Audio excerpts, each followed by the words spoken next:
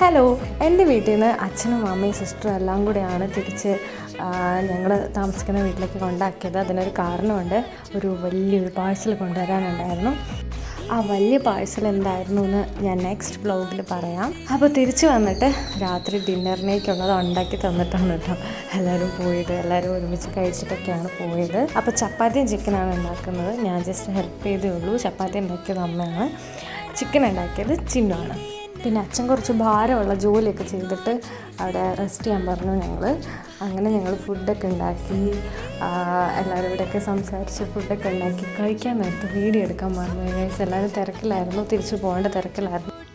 വീട്ടിൽ വന്നിട്ട് ഇവരെ കൊണ്ട് പണി എടുപ്പിക്കുകയൊന്നുമല്ല, ഞാൻ ഉണ്ടാക്കാമെന്ന് പറഞ്ഞിട്ട് ഉണ്ടാക്കുന്നതാണ്. പിന്നെ എല്ലാവരും കൂടി കുക്ക് ചെയ്തപ്പോൾ ഒരു രസം. അപ്പോൾ ചപ്പാത്തിയും ചിക്കനൊക്കെ നല്ല ടേസ്റ്റ് ഉണ്ടായിരുന്നു. അപ്പോൾ വെറുതെ ഒരു കുഞ്ഞ് വിശേഷം പറയാൻ വന്നതാണ്. അപ്പോൾ എല്ലാവർക്കും ടാറ്റ, ബൈ.